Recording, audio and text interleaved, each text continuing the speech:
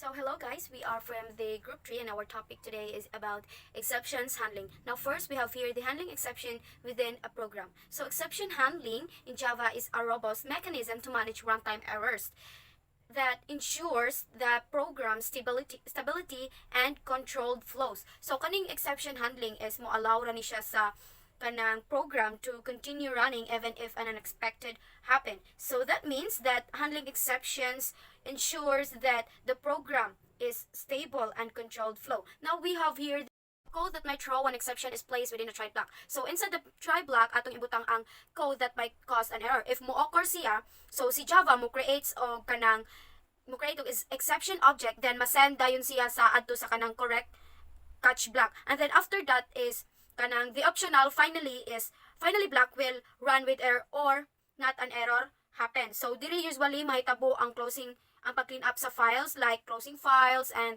or connections diri sa finally block. So we have here the core mechanism. First we have a try. Encloses the code that might throw an exception. If an exception occurs, the rest of the code in the try block is skipped and control is transferred to the appropriate catch block. So from the word try, so let's try it.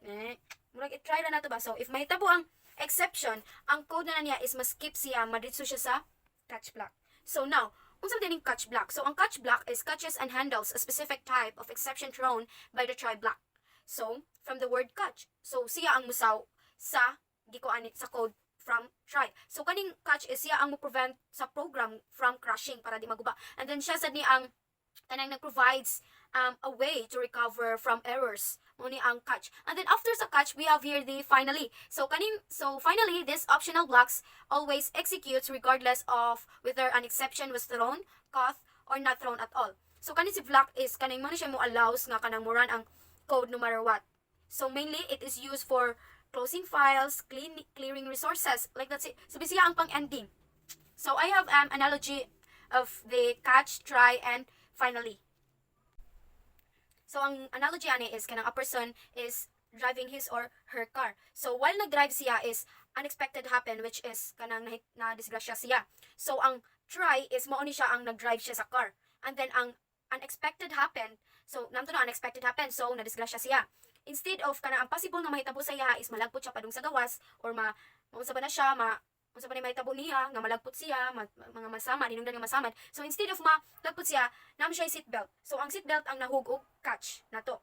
So naa siya seatbelt. So kuha na siya safe ra or wala ba kayo damage sa iyang lawas, wala ba kayo siya naunsa, mo na siya ang catch is ang seatbelt, ang try is ang katong nag-drive siya og sakyanan, and then ang finally ani is kanang mo call siya og help or mo call ba siya og kanang rescue. So mo na finally silbi for clean up na siya for ending. So mo na ang analogy. Now we have here the example code. So first the import java.io.file reader. So diri ang i-read ang files, and then import java.io.io exception is diri ang input and output, and then we have here the public class. So diri gi-declare na to ang class nga kanang that contains our main, and then kaning file reader file reader equals to null is ang kaning null is mao ni siya ang kanang sabi finally blocks. So diri is kanang i-check whether the file was open, and then ang kaning file reader is kaning diri gi-declare na to ang variable to hold the file reader. And then we have here the catch. So diri sa catch is sa try. So the code might throw an exception, goes inside the try block. And then next if an exception ara siya sa try block, and then maadto din siya sa catch. Ito ba? Sa catch. And then after ana is kanang maadto dayon siya sa finally. So diri ang kanang i-close na ang resources, and then ibalik sa siya sa kanang try if nabay kanang error sa kanang during clean up, and then ma-end na dayon ang code. Hello everyone, so I am here to discuss about what is multiple catch process. So multiple catch process is a single try block and be followed by multiple catch blocks to handle different types of exceptions.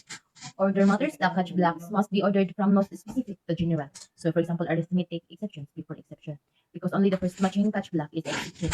So for example, let try equals let name equals Joanne console.log name.z catch E. So if E instance type error, console.log error, you are trying to access something that doesn't exist. Ang result ani niya is error. Ay, sa pag-try pa lang doon, ang string value na to is Joanne. And then si variable Z, wala man siya exist. Wala man to siya i-declare dito sa baba. Sa pag-try, wala na to na-declare o variable Z. So, automatic error siya. And then sa kuan sa multiple touch statement, analogy, for example, kanang sa usa ka restaurant, and then kada staff is na sila mga issue nga sugaron or ang error nila is issue. And then sa restaurant, si chief, siya ang type error handles issues with your order, like mag-request ka og dish nga wala sila menu. Si manager, siya man si reference error handle issues with the restaurant itself, like if it's closed or doesn't exist. Si manager, the owner. If ang chief, type error handler, si manager, siya ang reference error handler, si owner, siya ang general error. Kaya uban sa mga kakulian man sa iyang restaurant, siya man gid ang sulbad, siya mo fix sa iya padung ang mga issue. So, ingon ana siya nga kuan, non siya buto sa multiple touch statement. And then so, maura to siya sa multiple touch clauses. Error gito siya kay kanang si variable Z, wala mo siya exist, wala man siya na-declare. And then sa multiple touch statement, for example, kasi si chief, si manager, si owner, sa ilaha is lagi sila yung mga issue nga i-fix. Lagi sila yung mga error kasi mga error. So which is the chief, siya si type error handler, si manager, siya ang reference error handler, and then si owner, siya ang general error handler. So, yun na. So, dali naman siya masaktan kay sa pag-try pa lang nimo, sa pag-try, and then sa pag-consult at log, makita naman nimo kung sa error dito once i-input siya sa user. And then, so, maura to, and then, thank you. So, throwing and rethrowing exceptions. So, throwing and rethrowing exceptions, the throw keyword is used to implicitly instantiate and raise an exception object within your code. This is essential when a method encounters a situation that it is designed to prevent but cannot resolve itself. So, usa ko lang mga exceptions. Ang exceptions is the errors that happen while the program is running. Example, we have dividing 0 by 0, file not found, dili na siya pwede. When an error happens, Java creates an exception object, and the program can either handle it or stop it. So, if may tabo ang error ko no, if magkuha kag exception object, ang kanang exception object is para siya kung i-handle ba niya or i-stop ang sa error. So, commonly used if you raise an exception, if the throw new illegal argument exception, and pwede sa mga importante ra sa mga example, kita mo. But this is the commonly used na code siya. So, sa inyo nakita ang example, we have the public void validate score, ano siya, in score, because this, yung gamit ang kanang code. If score is outside the valid range 0 to 100, Java throws an error. So, kaning illegal argument exception, mag-throw siya og method and receives an invalid input siya, ano siya. So natad diri sa example na, this is public void verify. You use throws a method header to say that this method might cause an exception. Throws IO exception tells Java this method might produce a color must handle it. So, dito sa throwing exceptions, rethrowing means rethrowing means catching an exception, lagging it, or adding extra information, throwing it again to higher level method. So there are two main purpose anong mag-rethrowing ka. So lagging and rethrowing, you catch the exception only to record what happened. So we have the wrapping or changing exceptions. This means to catch the level error and wrap inside a more meaningful error what happened. So nata example diri kaning try. Ayun siya, start of try na so the end result then divide by 0. So dividing by 0 is arithmetic exception. So if we say exception is the error that while the program is running. The error is lagged locally. After lagging, the same exception is thrown again and color to handle. So we have the number two kuan sa retro. Also, exception chaining creates a chain of exceptions preserving the original cause of the error while providing a more relevant exception tied to the color. The original exception is passed as an argument of the new exceptions constructor or via the init cause method. Exception chaining is the process ng asa ang sayop nga nahitabo ang original nga error samtang naghatag og mas clear nga message sa nagtawag sa function.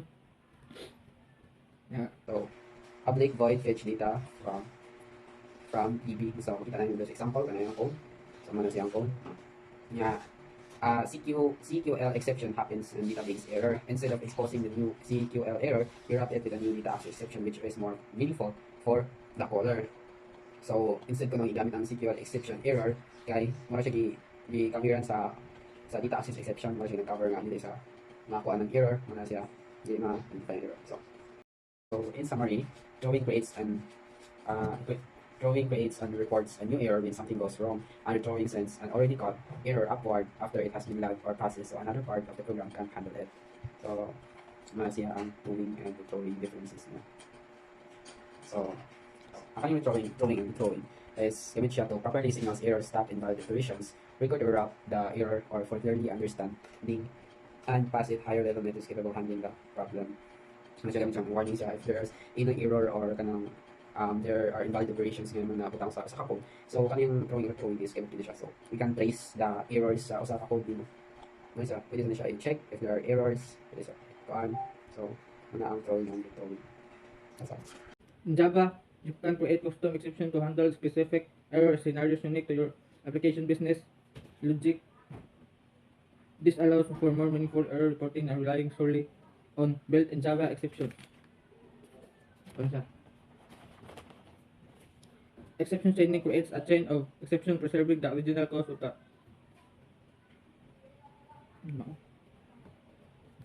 So that's it. Thank you. To create and use a custom exception. So number one, define the custom exceptions class. You can extend either exception for a checked exception or runtime exception for an unchecked exception. Just like what I said. So pwede mo i-extend ang either exception ba sa checked exception or ang runtime exception for the unchecked exception. So the code that I give you is methods for specific error conditions. In methods where specific error condition warrant your custom exception, use the throw word. So mag-use ka kag throw word if ang specific error conditions ay nagwarrant sa imong custom exception.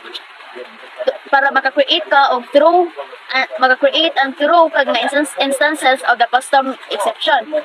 Pero it check exception, the method signature kung ang method signature kay kinahanglan mo i-declare kung throw para ma-throw ang imong exception. Natay code diri. Ang first code is Java. So step to create and use a custom exception. So nakata kanang we have public class library manager. Basta makita ka ng code diha. So public class library manager. So mao ni say nagkuan sa token defines a class to manage a book in Java. Taas man itong code. So sunod is public book find book by title. So string title. So throws book not found exception. So diri nga part kay throws book not found exception sa kuan kay this is a Java doc tag that documents that find book title. So diri palito unang kanang mo ni siya nga tag nga mo find sa book. So if dili gini makita ang book nga define nga ni gipangita is dili mo tatakto ang book not found exception. Kanang this is important man kay for Java exception kay i-check man niya if na found ba niya ang book. So then public book find book by title string. So through mo to ngingon throws book not found exception kay this method attempts to find a book by its title yung kanan dayon kuan if dili mapkuan niya motong dili niya ma-check mag-check niya dili niya makita motong not found ya sunod kay boolean book exists. So check database title. So calls the check database method described below. So simulate checking if the book exists. Kung i-check niya dito if ni-exist ba ang book nga gipangita nato. So i-check niya kung ni-exist ba or wala. Then if a book exists, so is false, meaning the book was not found. The code inside if block is executed. So kanang if ang book gani mo exist kay mo false siya, meaning the book was not found. So throw new book not found exception. The book title was not found in the library catalog. So kanang book not found exception, so i-throw niya ang book kay kanang was not found in the library catalog man. So book not found exception object and throws it. So i-throw niya dili niya dawaton dili niya kuno bitaw i-accept ang kuan. So pagka man nato return new book title. If the book is found, book exists is true. So kung makita niya mo throw to siya, this line create new book object with a given title returns it. So private boolean check database string title. This method simulate checking a database to see if the book exists. So i-check niya ang book if exist ba or wala. So if kuan gani then mo return title equal ignore case Java B6 kanang usa ni siya ka placeholder logic. So it returns true if the title. So ignore niya kung wala pa niya ma-meet ang kuan and false otherwise na siya Java basic and false otherwise. So sa kaning class book not found exception, extend exception, public book not found exception, string message, na super message da kay kuan siya kanang this define a custom exception class in Java custom. So susan extend gyapon siya sa exception. So for check exception or runtime exception, for uncheck exception. So sunod, public book not found exception string message. So usan ni kuan the constructor takes a message and passes it to the super. So ang constructor kay mo message dito nga i-passes nito to the super. So mo to ang class instructor. So book class Java private string title. So makita ra ng code diha. So unsa ang class book kay na-define is a simple book class. Mo na tong book class. So private string title declares private title field. Si kuan siya. Dayon public book string initialize the title atong gininitialize niya. Check database method JavaScript.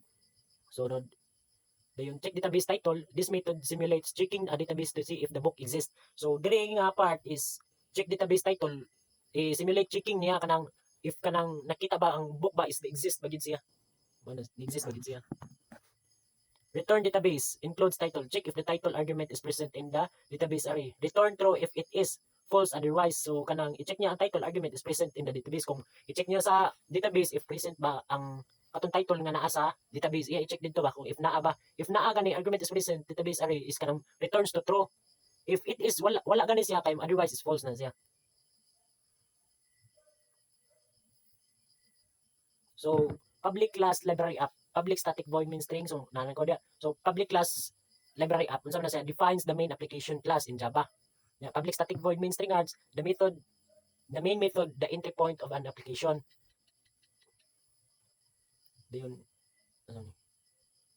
Dayon library manager kuan mo ni siya ang katong creates an instant of library same ra atong scanner equals new scanner then blah blah mo na ingana na siya ang lahi lang diri kay library manager equals new library manager. Then string search title Java then basic set the book title to search for since the check database methods only return true for Java. So i-check niya database only mo return sa if true ang method only returns if true kuno for Java. So napatay code sa JavaScript. So check database title same ra gyapon siya sa Java nga katong kuan Java ra gid siya nga code same ra gyapon siya. And check database title yung kanang this method kay mo simulate o checking database to see kanang tani-check niya if a book ni exist ba gid siya ato nga kuan kanang dito sa database.